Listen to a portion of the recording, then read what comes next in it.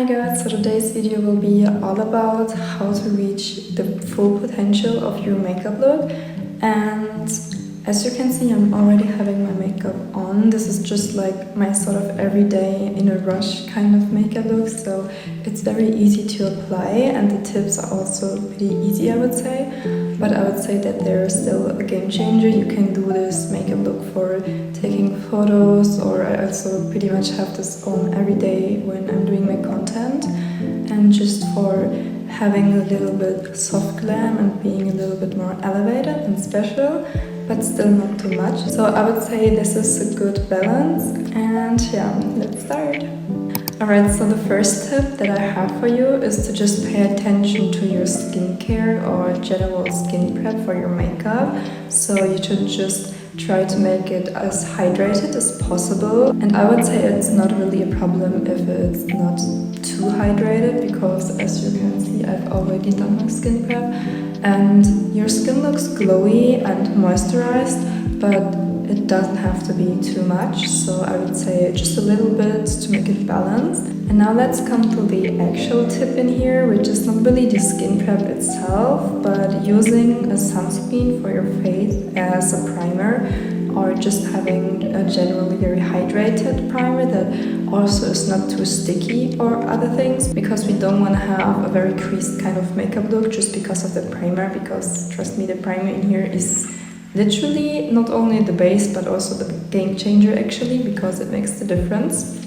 And for the sunscreen, I would say you can do a little more than you would usually do.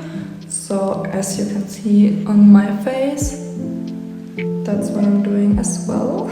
And one thing that's very important for this step is that you really try to let your skincare, or especially your sunscreen or primer, whatever you want to call it or have, that you really just let it dry before you start with your makeup, because otherwise you will have excess product and then it will probably look greasy as well. So this might sound complicated, but it really isn't.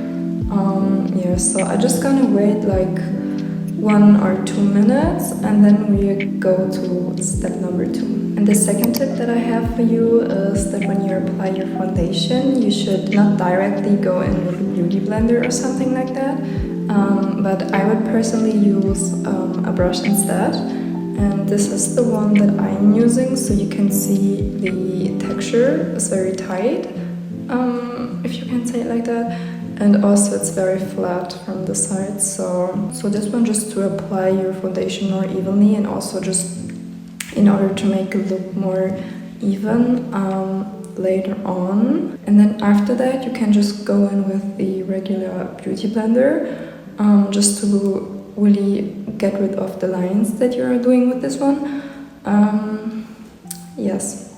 So that's basically it. And also what's great about this technique is that you really only have half of the product that you would normally use, so it's also much more coverage, and just, I don't know, more efficient, I would say. So I'm just gonna finish doing my foundation, you can see it in speed, and then we will see each other for the step or tip number 3.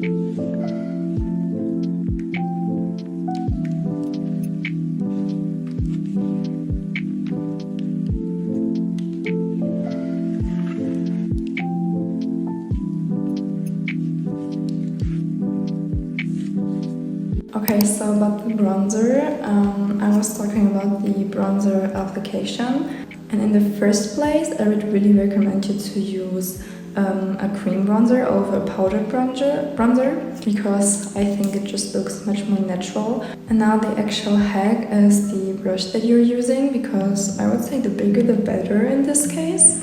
So this is the one that I'm using, and you can also see that the brush itself is very loose. So you just go in like that,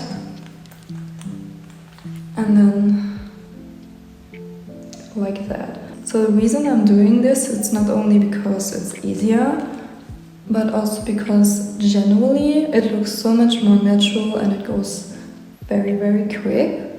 And even though if you're maybe having a non-talented makeup day, sort of, your bronzer is still going to look good, because this makes it so easy As you can see, it's so even.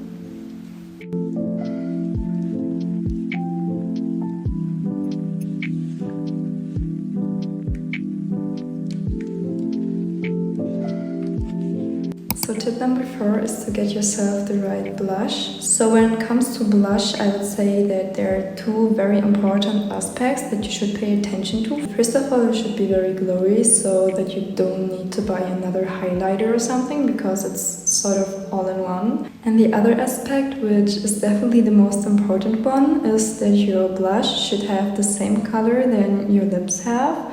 So for example, lip gloss and blush should be in the same color, or your lip liner, just that it somehow matches, if you know what I mean. Okay, for those that are new here, you might be a little bit afraid of me telling you this, but I'm even using gloss as blush, so I don't know, I just feel like gloss has the most natural glow when you use it as blush, and also you just have one product that you can also use for your lips, and you don't have to compare 2 products and look if they maybe could be in the same color and then they end up being slightly different once you applied them, or just in different lighting. So this is what I use, and I just like to blend it with my fingers.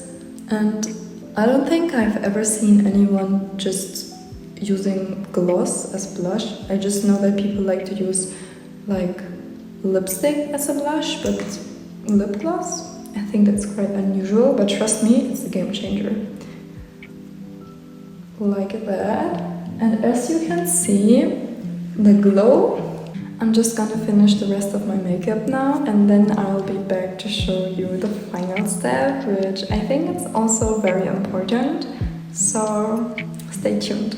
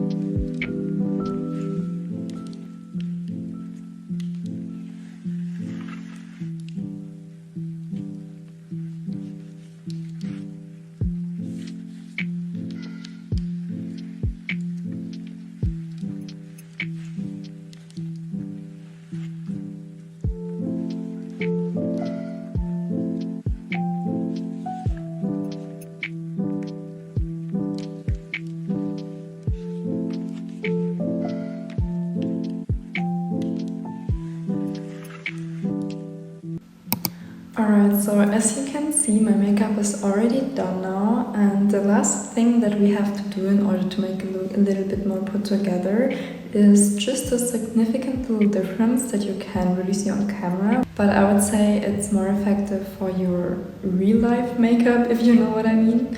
And that is just to reapply your blush, but we're not doing it with this one again. Instead, we're doing it actually with a powder product, but it's not really a powdered blush because we don't want this to look matte or something.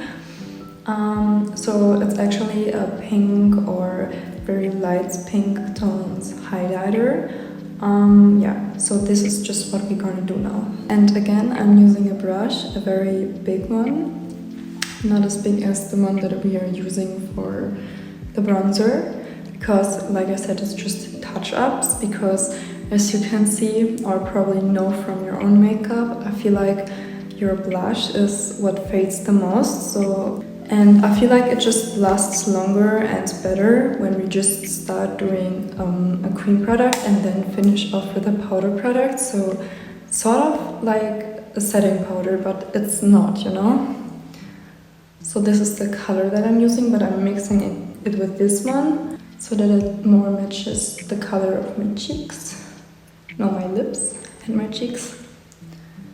And then just like that.